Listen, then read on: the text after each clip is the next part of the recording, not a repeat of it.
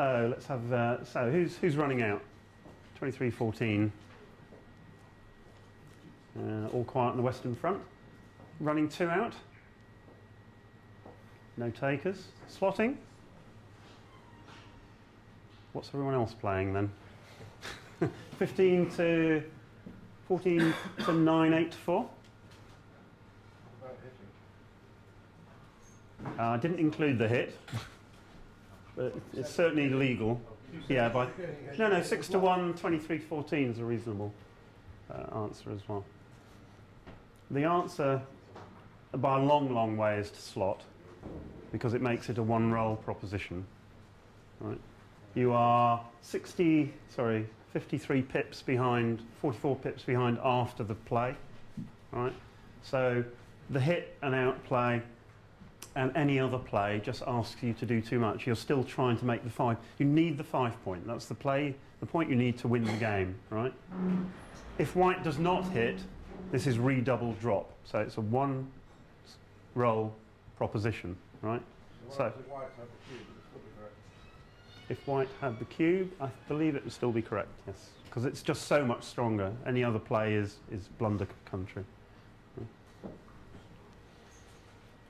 So, and if you remember one of the criteria, put them where you want them. That checker belongs on the 5 point. It should be waving at you and saying, I really want to go to the 5 point and I'd like a mate to join me next time. Okay. Same type of problem.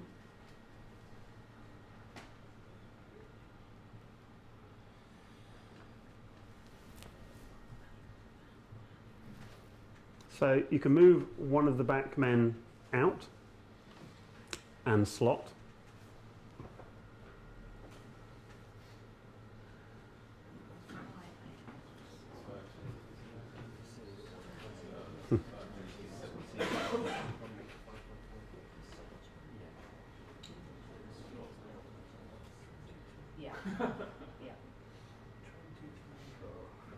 You can play 11 to 5.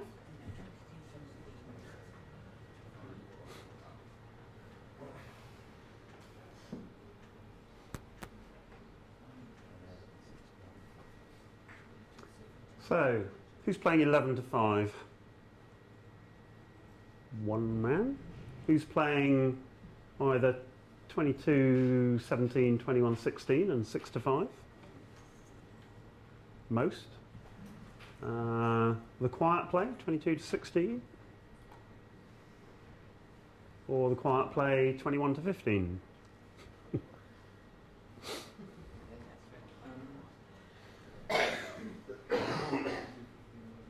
I told you backgammon was difficult, didn't I? The quiet play is correct. The reason the quiet play is correct is it's a balance between outfield coverage and the risk of slotting.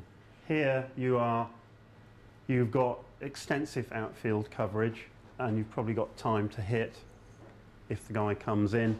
Potentially you can make the 11 point as well. He only has a 3 point board, so if you do end up in a hitting contest, it'd be all right.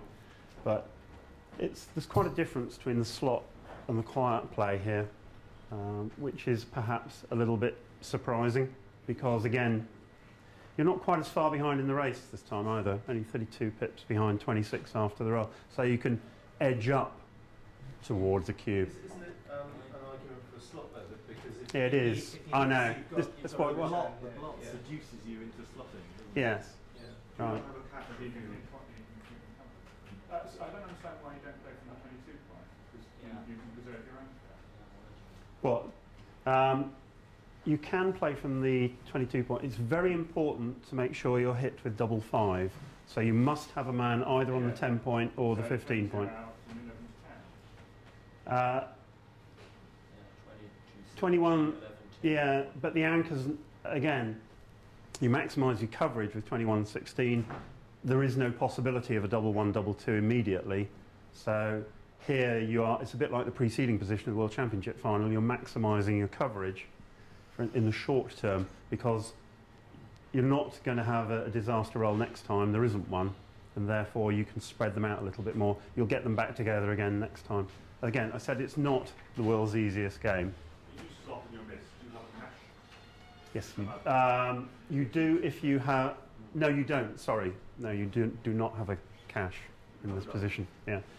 In the actual game played, the captain moved 11 to 5, which is clearly wrong because double 2 becomes pretty much of a mess, and even double 1 doesn't cover. But because the box was facing 3 8 cubes, he dropped the recube. Right. So again, always remember you're playing another human being. Right. I'll accelerate a little bit. 2-1. So you're hitting with the 2. Are you lifting?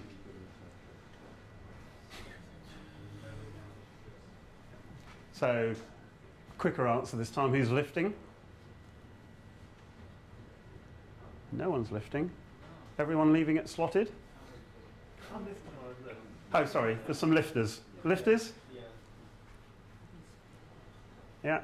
And slotters. Leaving it slotted is everybody else, presume. And again, this is a surprising one because lifting is correct by quite a long way.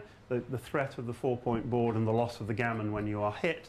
So if you remember back to the criteria, this is a gammon threat, which is not, you don't have to, there's, life after death is quite difficult here if you are hit and fan, whereas you're edging up on a cube anyway, so you don't need the huge risk that is involved with the slot. And then the last one, I think, in this one, 4-1. Okay, black's in technically what we call deep yogurt.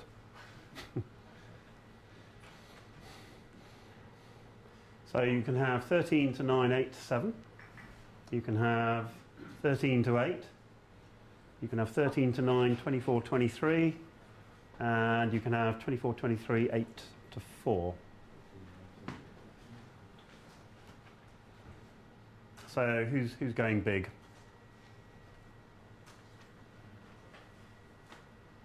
Yeah. Who's not going big? The rest. Okay. Going big is right by a huge margin, right? You are so much a not favourite, right? You need the time to extract the back checkers. You've got to roll 2 2s and 2 6s while your opponent rolls 1 4, right? So you're probably going to lose a lot of gammons anyway. This is not the time to be shy. You've got to try and make that point and give yourself some time to get out. So this is the reverse side of being in a good position and slotting to win. This is, you know, end of the pier show. You're basically trying to find some resource that will enable you to win the game. Right, the end game. I'll just do this. Sorry. Yeah. So you diversify at the back to give yourselves 1s and 2s to get the edge of the prime and slot. Okay. And again, in that game, the slot was made and the play won the game, right? Because they rolled something like 4-2 and then 6-2, and you know, these things happen. Right, end game very quickly. I'll cover in about 5 minutes. I might have to rush a little bit of this. So how many checkers are off? How strong are the home boards? Again, the outfield coverage, which point requires slotting. Right, when you're slotting in the end game, and we'll see the typical position, the rule of thumb is to have 1 direct cover at least before you slot, because obviously if you have only got 11s to cover, then potentially your opponent has 2 rolls to hit the slot. So don't slot until you've got the opportunity to cover with at least, you know, getting on for 50% of the numbers.